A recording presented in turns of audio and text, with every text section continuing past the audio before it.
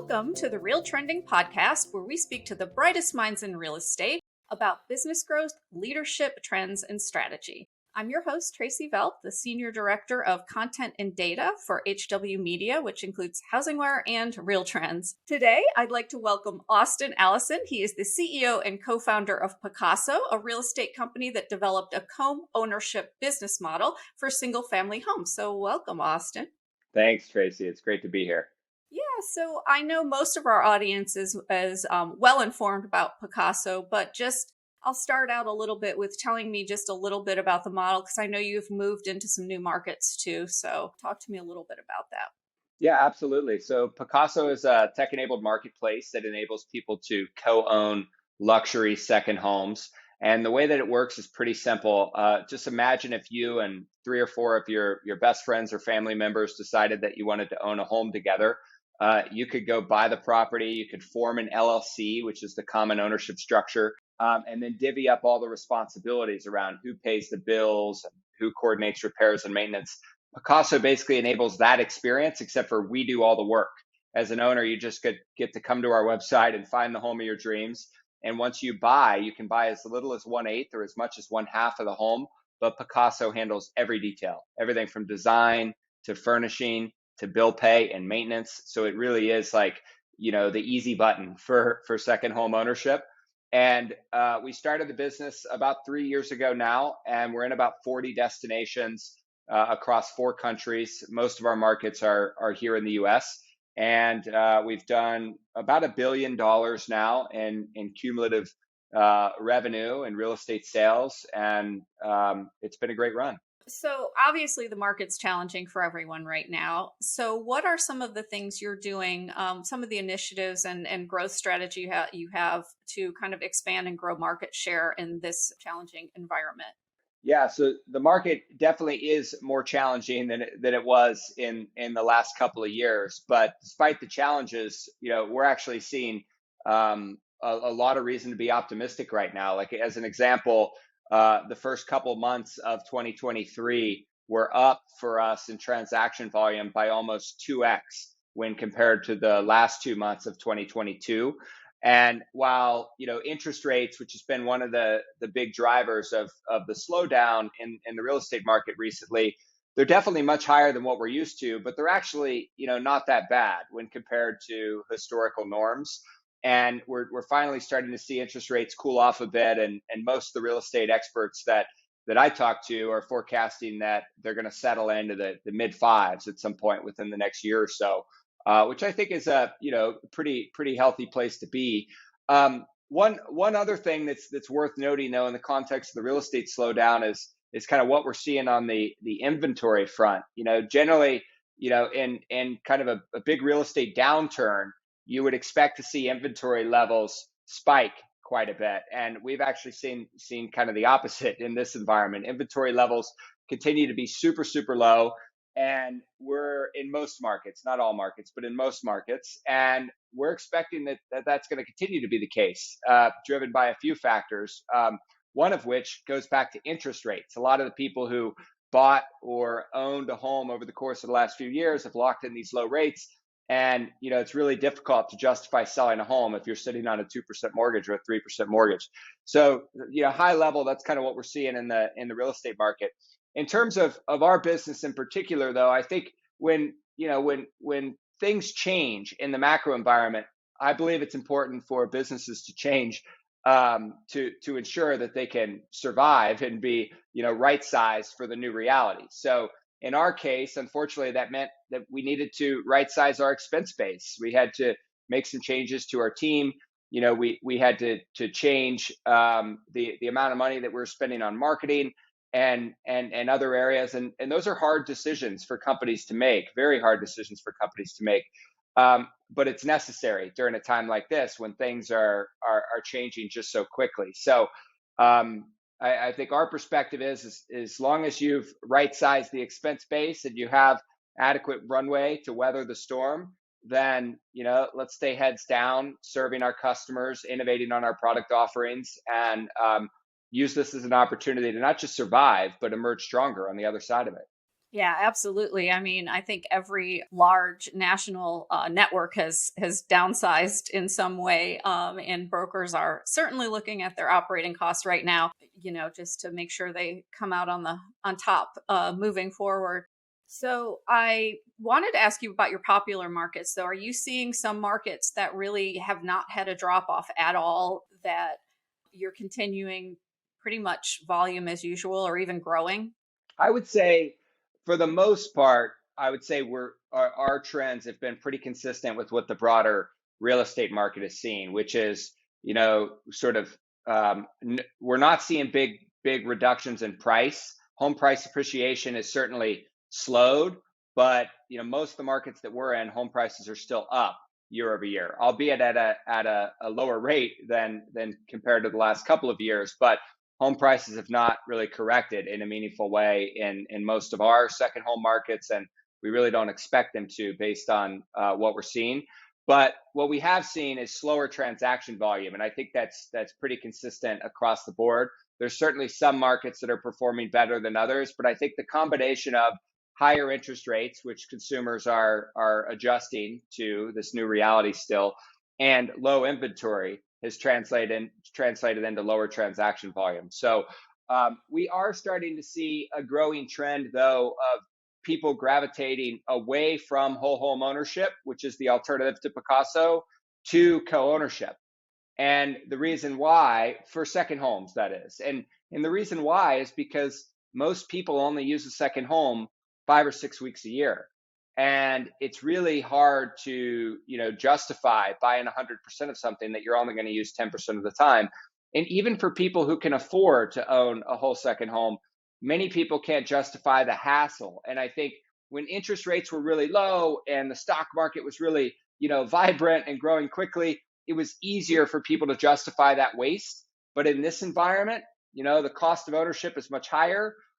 Stock market and consumer confidence is lower, and therefore it makes all that much more sense to buy responsibly, which is what co-ownership is for the second home use case. So I think in a kind of a strange sort of way, I think that higher interest rates is actually going to benefit the co-ownership model over time, because it just makes our option that much more attractive when compared to owning a whole home that's going to sit empty 10 months per year. Yeah, that's really interesting, and I know that there's been some recent legislation in Utah. They became the first state legislature to support your second home co-ownership model. So explain to me what that means and how that impacts your company. Yeah, I mean, this is super exciting. So Utah was the first state to adopt statewide legislation that essentially just, acknowledges that co-ownership is here to stay. I think of it holistically as a victory for property rights. I mean, at the most basic level, we as Americans have a right to buy property. We have a right to choose who we own that property with. So if you and I wanted to own a house together, Tracey, that's our prerogative. If me and my best friends wanted to own a home together, that should be our choice. Same is true of Pacaso. If 4 or 5 families want to own a home together and choose Pacaso as the platform to manage the experience, they should absolutely have that right. And Utah felt so strongly about that right that they created a rule at the state level that says that no local municipality can pass a bill contrary to that, right? So I think of it just as like a holistic win for property rights, and it just really validates that co-ownership is here to stay. But interestingly, co-ownership has been around for a long time. Pacaso didn't invent it. I mean, anybody who's listening, to this show, I'm sure can relate to that statement. I mean, people have been co-owning properties in LLCs for decades and decades and decades. So this is kind of a proven ownership structure. But I think the popularity of co-ownership is really sort of, or the awareness rather, of co-ownership, and therefore the popularity has grown quite a bit over the course of the last couple of years, because of a number of factors. One is the affordability piece that we talked about before. If you look back at, let's say, a $1 million home 10 years ago in one of these second home markets, Napa Valley, Lake Tahoe, Malibu, you name it, these markets that have seen 2x home price appreciation over the course of the last 5 years or so. if you look at a $1 million home that would have costed, say, $5,000 a month 5 or 6 years ago to own, now that same home, due to home price appreciation and interest rates, would cost $15,000 a month to own, the same exact home. So, affordability has gone down in these markets, which makes co-ownership more attractive. But the other thing that's happening is I think people care more. Society cares more today about doing what's right for community and doing what's right for the environment, than we ever have. And co-ownership is the best thing that could happen to a second home community. Co-ownership is effectively like carpooling. What carpooling is for a congested highway, co-ownership is that for a second home community. It's much better to have these homes better utilized so that it frees up more inventory for locals who are trying to buy homes at the median price tier. And I think many communities are really starting to embrace that and see co-ownership as part of the solution to the housing problems that we face and many of these communities. So I expect that the Utah bill will be the first of many bills like that at the state level that you'll see play out over time. And I guess one other point on this topic is oftentimes when there's a new trend or new category that's emerging, it is met with resistance or misunderstanding in the early days. So like one example that I can remember very vividly is electric vehicles. 10 or 15 years ago, people sort of joked about the viability of electric vehicles. We didn't think they could be affordable enough. We didn't think that they would have enough range. We didn't think that they would have enough performance. How in the world are you going to be able to stop on the highway and charge these things? There was all this resistance, so much so that, the dealer, industry resisted, pioneers like Tesla on this front. Today, if you look at the EV category, not only is it widely accepted, but there are states like California and many others that mandate that certain emission thresholds be satisfied. That was largely driven by the EV movement. So I think co-ownership will be like that. I think today it feels like kind of a new and interesting, concept that raises as many questions as answers. But in the future, I don't know how long it'll take, 5 years, 10 years, but at some point in time in the future, I think that co-ownership will actually be, highly recommended and maybe even incentivized, through zoning frameworks or tax structures, particularly in these second home communities that have a high concentration of empty second homes. Calling all mortgage, title, and insurance leaders. With interest rates shutting down your refinance business, your relationship with your real estate partners is more important than ever. HW Media wants to help you deepen relationships and find success in this competitive purchase market by inviting you to attend Gathering of Eagles. RealTrend's Gathering of Eagles is the real estate industry's premier event, bringing together leaders from the most successful brokerages in the country. For the first time ever, this closed event is open to our full audience. Check out the show notes to find out more, or head over to realtrends.com to purchase your ticket today. Yeah, absolutely. And I kind of want to switch gears a little bit because you're a serial entrepreneur. You've founded a couple of different companies. So talk to me a little bit. I feel like the market today, the real estate and the economy just in general really spurs innovation. People want to solve problems. So give me some insight into some prop tech that you're seeing on the horizon or that you're even developing yourself. Well, first, before I get into the specifics, I just want to double down on the point that you alluded to in your question around moments like this breeding a lot of opportunity. I totally agree with that. I started my first company, Dot Loop, in 2008, 2009. So basically like right in the middle of the global financial crisis. At that time, many people would have argued, probably me included, that it was a bad time to be starting a real estate company, right, in the middle of the GFC. But it turned out to be an absolute blessing. We had the same experience at Pacaso. We started Pacaso in early 2020. Literally 3 days after we raised our first round of capital, the entire country shut down as a result of COVID. We were afraid to get Amazon packages, right, into our home. And here we were trying to sell co-ownership in homes, right?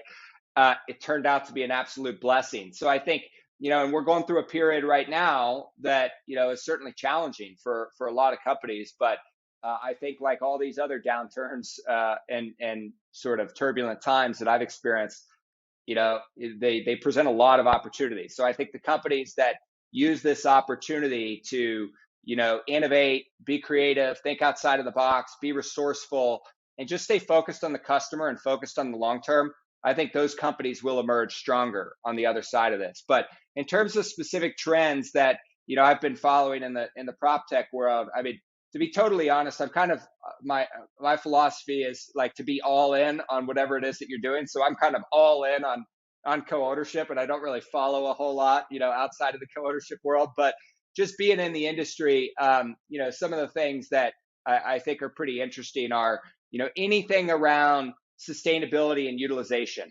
I think is really interesting. So there's a lot of climate tech, clean energy, solar innovations for houses. I think there's a lot of construction related innovations, from sustainable prefab to the ADU movement. I mean, 5 years ago, 10 years ago, I don't know if there were really any great options in the way of ADUs. Today, there's, I don't know, tons of companies where you can go and in a matter of, weeks or months, you can have essentially a house, right, delivered to your front yard. That's pretty revolutionary. So I think we'll continue to see a lot in the way of ADUs. Speaking of ADUs, ADUs are, I think, very interesting in the context of this sort of sharing economy utilization movement, and quite analogous to what's happening with co-ownership, actually. Like if you think about the problem that is sort of driving the crises in these various communities, it's really a function of not enough supply. I mean, the reason why home prices are appreciating so much in some of these markets is because there's not enough supply to absorb the demand. And there's really only two things that you can do to create more supply. You either make better use of existing supply or build new supply, right? And it's very difficult to build enough new supply to keep up with the demand for a whole bunch of reasons, which leads me to making better use of existing supply. Co-ownership makes better use of existing empty homes.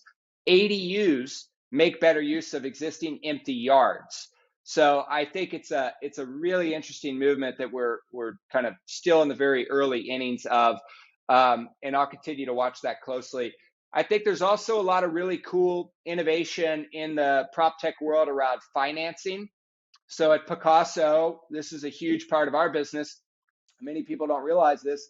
We actually provide the financing for all of our customers. So 70% of people who buy a Pacaso get a loan, and because there is no other way to go get a co-ownership loan. It just doesn't exist. So Pacaso has effectively created that. And that's a pretty cool innovation that I think will, when we're looking back on it 5 years from now, I think it will be pretty transformative in terms of the financing landscape. And there's other versions of innovative financing. Rent to own is kind of a big bucket where there's a lot of stuff going on.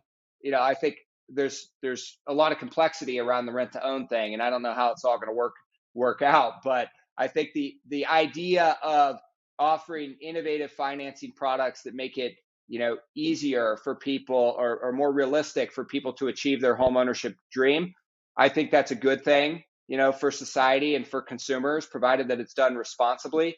And I hope that we see more innovation on that front as well. The other thing the last thing that really comes to mind for me is around AI, and this is obviously not limited to prop tech, but I think Chat GTP in particular showed a lot of us, what's possible with AI. And I think that we will continue to see a ton of innovation across all industries around AI. Oh, I totally agree. I mean, I think that, the Chat GPT right now is like talked about all over the place. There's concerns about it, and then there are people who are just all in. Like, I'm going to write all my real estate marketing using it and find efficiencies. So it'll be interesting where that goes. Once it's truly rolled out and updated, because I think it's a couple years old at this point, as far as the information that they provide. So it'll be interesting. So let's talk about, how real estate and startup leaders are making decisions in today's economy. Yeah, I think, I think a lot of leaders are probably making decisions in different ways, but I'll share, my philosophy. my philosophy is in an environment like this, you have to be productively paranoid and very conservative in the way that you're managing the business, the way that you're managing your expense base, the way that you're managing your cash position, um, mainly because there's just so much uncertainty right now and so much turbulence right now. It makes it more difficult to forecast. So in an environment like that, I like to have a lot of options and a lot of runway. So that's how we're running our business. And I think that's the kind of the prudent way for any startup company to run their business in an environment like this. Second to setting the company up for success with adequate runway, the second thing that comes to mind for me is around leveraging these moments as an opportunity. I've found that scarcity and challenging times like this really breed creativity, they breed resourcefulness, and it gives companies an opportunity to innovate in ways that they may not have been able to innovate previously. So an example of that at Pacaso is we recently launched a product called Pacaso Now, which is effectively like an alternative payment plan, as a way to think about it, back to that financial innovation that we talked about earlier. That's pretty game changing for our customers. I mean, it used to be that if you buy a Pacaso, you could either pay cash or you can use our kind of traditional co-ownership financing, which requires 30% down. With Pacaso Now, you can start owning for as little as 5% down. So that's a really meaningful innovation for our customer that we likely would not have come up with had it not been for this current macro environment. So I think that's also a big opportunity for all companies at this time. Yeah, and I think brokerage owners are really looking for opportunities. Obviously, the residential side profit margins have always been low, and they're continually looking for affiliated services or ways to serve the consumer better that can also expand their resources. Are you seeing, we talked a little bit about the financing, that's definite. I'm seeing a lot of concierge services popping up, really solving the problem of the relationship with the consumer, the agent relationship with the consumer, longer than a month after the transaction closed. Are you seeing any other innovation on that side? Yeah, absolutely. I mean, again, back to this world that I live in, co-ownership. A lot of what Yeah. I'm seeing is through that lens. But the main things that we're seeing in the co-ownership world are, number one, most agents out there have a pipeline of prospects who have bigger aspirations for their home purchase than their wallet will support. So, like, let's say you're a family in San Francisco and you really want to own a $3 or $4 million home in Napa, but you have a budget for $1 million. Co-ownership is a solution for that. So we're seeing our agent partners really leverage Pacaso as a tool to convert more of their prospects into customers. We're also seeing agents use Pacaso and co-ownership as a tool to generate more listings, because one of the things that Pacaso offers is what we call a sell down feature, where if you own a home that you only utilize 10 or 20% of the time, you can sell down part of that home through Pacaso, take some chips off the table, lower your operating expenses while still keeping the portion of the home that you're using. It's a really, really great option. Similarly, referrals. So even if you don't live in a second home market, if you live in any location, chances are you have clients in your database who are interested in owning a second home in another location. So we're seeing a lot of agents refer customers to us, and as opposed to just earning a 25 or 30% referral rebate, we pay a full commission on referrals. So let's say you live in Cincinnati, Ohio, and you know somebody that wants to live in or own a second home in Miami. If you refer them to Pacaso, we'll pay you a full 3%. Which is really a game changer, in kind of the referral world. So those are just a few opportunities that we're seeing in this environment, and there are many others as well. But again, I just kind of live in this co-ownership, cloud, if you will, and see a lot of the opportunities through that lens. Yeah, it is just one more service that agents can offer consumers. I mean, it goes both ways, right? It's something that they can offer consumers, so it helps the agent, but it's also really helpful for the consumer to understand that they have options. It's similar to like, knowing that they could use an iBuyer or a different, a bridge loan Right. or some of those other options. So smart agents will really research some of these ideas so that they can leverage them as well. Yeah, absolutely. I mean, and we're very intentional about, because I'm an agent. We forgot to talk about that in the intro, but I've been I started selling real estate when I was 18, sold all through college. That's what led to my first company. So I really sort of think about the world through the lens of an agent because that's my background. And we knew when we started Pacaso that agent partnerships and brokerage partnerships would be a very, very meaningful part of our strategy. So today, about 40% of all of our revenue comes from referrals. And a big chunk of those referrals come from real estate agents. So like, this is kind of a win-win-win across the board. It's a win for the agent for the reasons we talked about. It's a win for the customer for the reasons you talked about. And it's a win for Pacaso, right? Because we're partnering with all these great professionals. So yeah, it's really exciting. That's great. My last question is just what's next? Any new initiatives, any new markets? What's next for Pacaso? Well, I would say at the core, I mean, we're kind of, back to basics in some respects, just really focusing on the customer experience, back to, what to do in an environment like this. It's really important that, we deliver for our customers. So we've sold about 1,000 Pacasos now to date. So we have a lot of happy customers. And like you mentioned with the concierge services and some of the other ideas, we think there's a lot of opportunity for us to sort of double down on our customer experience and do things that really blow our customers' mind, not like delivering beautiful dream homes for a fraction of the cost is like the first part of our value proposition. The second part of our value proposition is about hassle-free ownership. But the kind of the next tier of customer experience for us is around taking it to the next level. So we're definitely investing in, a lot of those exciting opportunities. Partnership with real estate agents and brokerages is another, really exciting part of the strategy. We've created kind of a great tool that people are putting in their toolkit. It works really well. Our agent partners have made millions of dollars, tens of millions of dollars. Actually, we've paid out in referral fees already. Are really commissions. They're full commissions. So we've already paid out tens of millions of dollars in full commissions. We want to pay out hundreds of millions more, eventually billions of commissions. That would be amazing. But the step for us is awareness. So many agents and brokerages still don't know about Pacaso.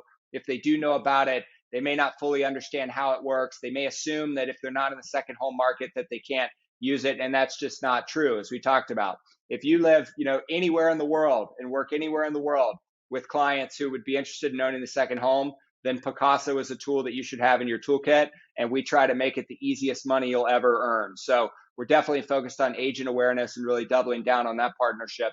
And then I think long-term, the long-term vision here is that Pacaso is a service in a market that enables millions of people to realize their dream of home ownership through this model. And in order for us to do that, we need to be in more markets, with more homes at more price points. And we're in 40 destinations today, which is, great relative to the company's age, but we want to be in hundreds, eventually thousands of destinations someday, and hopefully do that in partnership with a bunch of great real estate agents.